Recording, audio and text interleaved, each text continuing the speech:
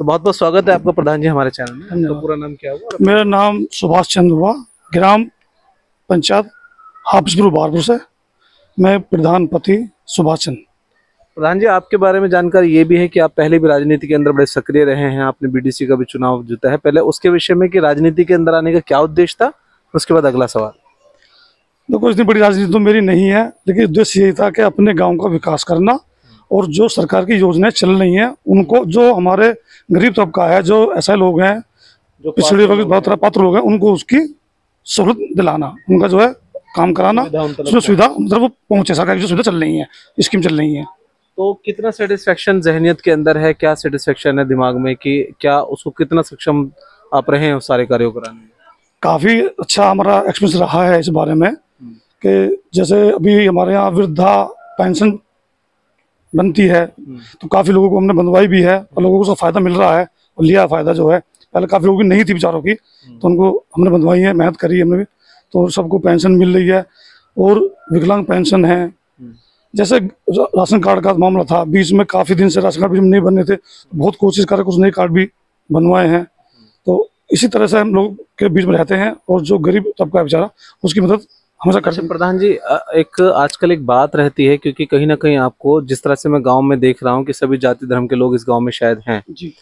तो क्या एक समुदाय विशेष का भी सब समर्थन और सपोर्ट इसी प्रकार रहता है जैसे सभी का रहता है?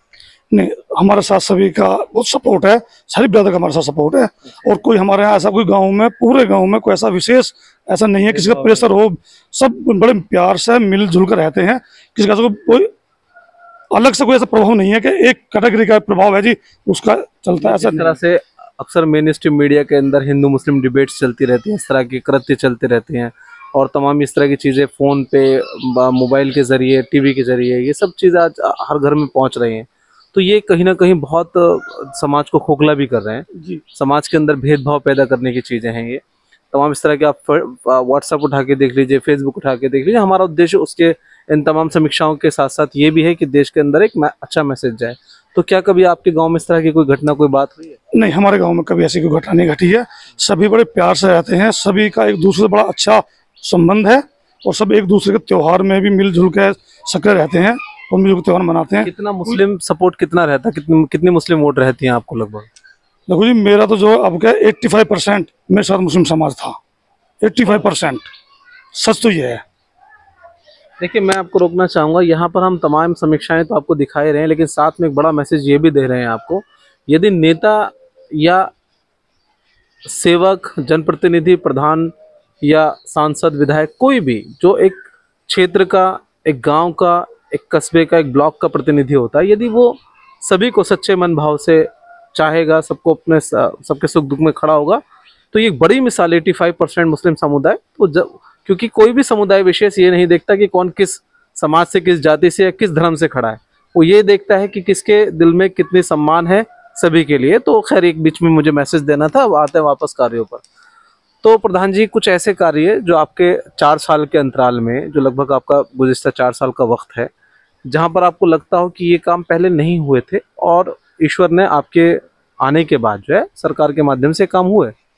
देखो, पहले हमारे यहाँ सरकार ने एक शुरू में हम बने थे प्रधान, तो सरकार ने एक नोटिफिकेशन जारी किया था कि हर गांव में 5-5 रूम का एक पंचायत घर बनेगा, ये सचिवालय कहा जाता है। जी जी जी। तो 2 कमरे पहले बने हुए थे, 3 कमरे हमने सबसे पहला काम गांव में किया कि पहले 3 कमरे बना के 5 कमरे का पूरा सचिवालय तैयार कराया। उसमें एक अपने पुस्तकालय बनवाया, लाइब्रेरी। हाँ जी, उसमें हमने किताब रखी, उसमें पूरा लकड़ी का फर्नीचर का सेटअप लगवाया और उसमें वाईफाई, कंप्यूटर और अपने जो इन्वर्टर, लाइट का जो है कंप्यूटर की व्यवस्था होनी या लाइब्रेरी की व्यवस्था होनी। अच्छा, स्कूल की व्यवस्था कैसी है आपके गांव में? स्कूल मेरे यहाँ 4 हैं, 3 जूनियर हैं जी, एक जूनियर है, 3 प्राइमरी हैं। अच्छा। स्कूल की व्यवस्था ठीक है, लेकिन अब लोगों का ज़्यादा रुझान जो है प्राइवेट ट्यूशन ज़्यादा है। जो मेरे यहाँ गरीब तबका है बेचारा, एससी समाज से या मुस्लिम समाज से, थोड़े वही लोग वहाँ जाते हैं। हम कोशिश करते हैं काफ़ी कि भाई ज़्यादा बच्चे हमारे सरकारी स्कूलों में जाएं और अच्छी शिक्षा ग्रहण करें। स्कूल तो पर्याप्त है, लेकिन बच्चों का उधर रुझान कम है, गार्जियन का जो है वो सब प्राइवेट ट्यूशन की तरफ ज़्यादा जा रहे हैं। देखिए, मैं अपने इस मीडिया के माध्यम से प्रशासन से एक गुहार लगाऊंगा कि इस गांव के स्कूल की व्यवस्था को और ज़्यादा बेहतर किया जाए, क्योंकि कहीं ना कहीं जब स्कूलों की व्यवस्थाएं उस लेवल की नहीं होंगी जिस तरह की सुविधाएं प्राइवेट स्कूल दे रहे हैं, तब वहां पर जो है प्राइवेटों की तरफ ज़्यादा आकर्षित होते हैं। यहाँ पर एक बड़ी सच्चाई मैं आपको ये भी दिखाने की कोशिश कर रहा हूँ। शायद इसीलिए कहीं ना कहीं मौजूदा गवर्नमेंट एक बड़ा डिसीजन ले रही है कि स्कूलों को मर्ज किया जाए, जिसमें कि 5000 स्कूलों को मर्ज करने की कवायद चल रही है। जी, हम स्कूल जो मर्ज करने चल रही है वो ये है कि स्कूल अच्छे हो जाएं और स्कूल में जो थोड़ी जो कमी है वो पूरी हो जाए कर दे सरकार, तो हो सकता है कि प्राइवेट में आदमी ना जाए, फिर अपने सरकारी स्कूल में ही बच्चों को भेजने की व्यवस्था अपने कर ले जो है। चलिए बताएं। बाकी स्कूल हमारे यहाँ बहुत अच्छे हैं, साफ स्कूल हैं, किसी चीज़ की उसको कमी नहीं है। लाइट्स है, पानी से, समरसीवर है, हर चीज़ से परिपूर्ण है स्कूल। गांव के अंदर जो सफाई की व्यवस्था है, कर्मचारियों की व्यवस्था है, उसके लिए प्रॉपर तमाम चीज़ें चलती हैं। हाँ जी, एक ऐसा है, हमें गवर्नमेंट से एक सफाई कर्मी मिला हुआ है गांव के लिए जो है। एक हमने प्राइवेट रखा है, 2 लड़के हमारे पर्याप्त काम करते हैं, डेली आते हैं बेचारे, सुबह 8 बजे से लेकर 2 बजे तक वहाँ काम करते हैं और समय समय पे स्कूल में भी जाते हैं। अच्छी साफ सफाई की व्यवस्था यहाँ गाँव में रहती है। पानी की व्यवस्था किस प्रकार की? पानी की व्यवस्था जो स्कूलों में है वो तो समरसीबल का लगे हुए हैं, सब में हैंडपम्प भी लगे हुए हैं, समरसीबल भी लगे हुए हैं, डले हुए हैं, पर्याप्त पानी की व्यवस्था है। अच्छा, हाँ। टंकी की आवश्यकता है? टंकी हमारे यहाँ अभी काम चल रहा है, 95% काम हो गया टंकी का। अच्छा। कनेक्शन सभी घरों में पहुंच चुके हैं, 2-4 जगह 2-4% कम की रहा है। अभी पीछे लीकेज ज्यादा निकलनी थी, उन्होंने सर्वे करा था और टेस्टिंग करी थी पानी की जो है, तो उसमें कहीं कहीं लीकेज आई है, तो अभी इस पर लीकेज पे काम चल रहा है। अच्छा। हाँ, और बाकी बहुत जल्दी करके हम जो है पानी के भी तो ये पानी का भी जो है आप ही के कार्यकाल में? हमारे ही कार्यकाल में टंकी का कार्य शुरू हुआ था और टंकी बनकर तैयार हो गई है। अच्छा। प्लांट व्लांट लग गया, लाइट का भी इसमें व्यवस्था हो गई है। वहाँ पे जो है 35 किलोवाट का सोलर पैनल लगाए हैं। अच्छा। बहुत उन्होंने बड़ा प्यार दिया और शुरू से ही जो है लोगों ने हमसे कहा था कि भैया आप भी खड़े हो जाओ, आप पहले भी बीडीसी रहे हैं, क्षेत्र पंचायत सदस्य रहे हैं, आपका कार्य ठीक रहा है, आप जो है लड़ो, हम आपके साथ हैं। लोगों ने हमें जो साथ करा, इसलिए हम इस क्षेत्र में आए। प्रधान जी देखिए, वीडियो का एक मीडिया एक माध्यम होता है लोगों से डायरेक्ट संवाद करने का। जब और आज के टाइम में सोशल मीडिया का जमाना, जब इसका लिंक जो है आपके गांव वासियों तक पहुंचेगा, घर घर तक पहुंचेगा, तो उसमें नीचे कमेंट आने शुरू हो जाएंगे। प्रधान जी, स्वतंत्रता दिवस एक बड़ा पर्व आ रहा है जो सभी समाजों का पर्व है, पूरे देश का पर्व है, उसके विषय में क्या कहना चाहेंगे? बहुत बड़ा पर्व है, बहुत अच्छा पर्व है और मैं तो कहूँगा सभी देशवासी उसको बड़े हल्लोसास से मनाएं और अच्छी तरह से। अभी एक प्रोग्राम चल रहा है सरकार का कि हर तिरंगा हर घर तिरंगा, उसको जो है बहुत उत्साह के अंदर उसे मनाना चाहिए और मनाएं जो है। अच्छा, एक संदेश प्रधान जी की तरफ से मैं भी देना चाहता हूँ कि कभी कभी हमसे कुछ मिस्टेक्स हो जाती हैं जाने अनजाने में। तिरंगा सर्वोपरि है, सबसे ऊपर है, इस बात का ख्याल रखें। यदि आपका कोई भी झंडा है तो उस झंडे को जो है तिरंगे से ऊपर ना करें, क्योंकि वो भारत का प्रतीक है, उसको सबसे सर्वोपरि रखें, सबसे ऊपर करें। क्योंकि कुछ लोग जाने अनजाने में उसके फोटोज वीडियोस वायरल हो जाते हैं और कुछ लोग उस पर अननेसेसरी मुकदमा कराने की कोशिश करते हैं, उससे बचें।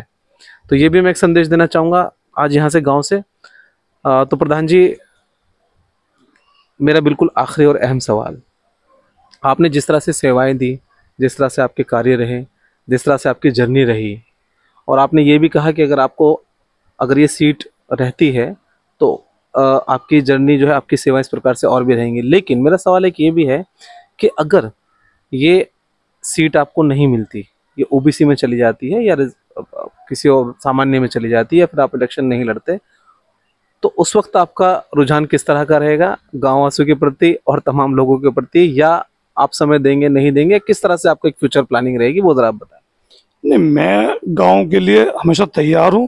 मेरे गांव में अगर विकास होता है, कोई किसी भी तरह की मेरी जरूरत पड़ती है, तो मैं हमेशा तैयार हूं अपने गांव के लिए, अपने सहयोग हमेशा मेरे ग्रामवासियों के लिए। बिल्कुल नहीं, प्रधान नहीं हो क्यों मैं अपना वक्त दूं या क्यों? नहीं, बिल्कुल भी दुखी रहेगा। मैं बिल्कुल हमेशा तैयार हूँ अपने तन मन धन से, हर तरीके से, अपने ग्रामवासियों के लिए, अपने गाँव के लिए, अपने देश के लिए।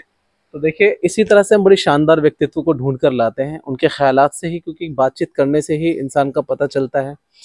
यदि ऐसे ही जिम्मेदार लोग देश के अंदर अलग अलग गांवों में, अलग अलग समाजों में अगर जिम्मेदारियां लेते रहें, तो अभी तो सिर्फ चर्चाओं में रहता है, लेकिन हमें ये सत्य होता हुआ नजर आएगा कि हम वाकई ही देश की प्रथम अर्थव्यवस्था, देश के प्रथम जो है सौहार्दपूर्ण देशवासी बन गए।